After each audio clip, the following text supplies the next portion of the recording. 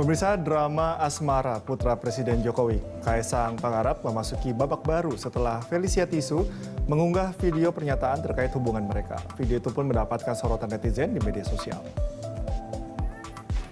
Hubungan asmara antara Kaisang dan Felicia dikabarkan putus sejak awal tahun kemarin. Bahkan foto-foto kemesraan keduanya yang kerap terpajang di sejumlah akun media sosial keduanya kini juga telah dihapus.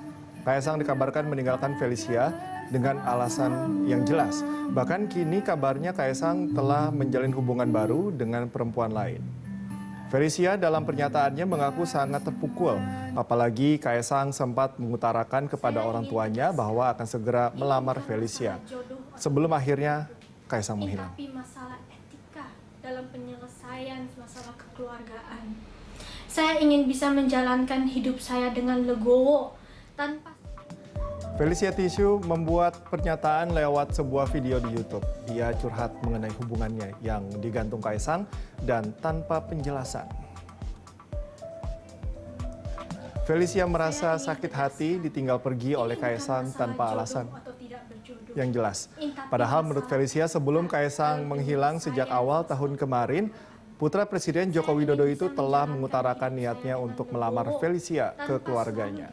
Wanita yang kini menetap di Singapura tersebut mengatakan jika ia sudah mencoba menghubungi keluarga Kaisang.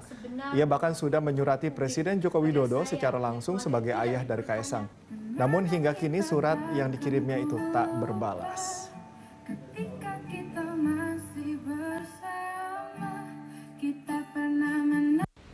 2 minggu kemudian, putra beliau menghilang dan memblokir seluruh kontak seluler. Walaupun saya sangat terpukul, saya mentegarkan diri dan mencari cara untuk mengetahui apa yang sebetulnya terjadi dengan mencoba untuk menghubungi putra beliau dengan berbagai cara dan juga kepada keluarga Bapak Jokowi. Tapi dengan sesatnya, tidak ada satupun yang merespon dan Ibu Riana pun mengganti kontak selulernya. Satu-satunya pembicaraan yaitu dengan Bude yang sempat kaget kepada perilaku putra beliau. Pada waktu itu, saya dianjurkan untuk tidak mengosongkan pikiran dan disampaikan bahwa Bude yang akan coba cari tahu dari keluarga beliau. Namun, setelah 2 hari kemudian, pada saatnya saya WhatsApp kepada Bude, dia pun tidak merespon balik. Alangkah anehnya. Dan yang lebih kejam lagi, putra beliau tetap aktif di sosial media Twitter. Tetapi saya diabaikan begitu saja tanpa kabar dari semua pihak keluarga Bapak Jokowi. Namun dengan demikian saya pun tetap berusaha untuk menulis surat tangan yang dikirim langsung dari Singapura ke Indonesia dengan tujuan kepada Bapak Joko Widodo.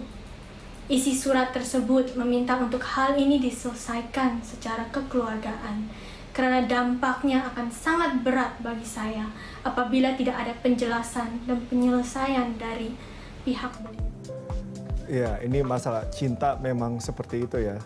Ya, kalau dari versi Mbak Felicia kan menyesakan sekali ya, udah mau ke jenjang pernikahan, tiba-tiba prianya hilang gitu ya, belum ada kejelasan gitu. Tapi kan kita juga nunggu sebenarnya nanti keterangan dari Mas Kaisang itu seperti apa ya. Pada intinya harusnya Mas Kaisang sebagai laki-laki ya lanjutkan saja.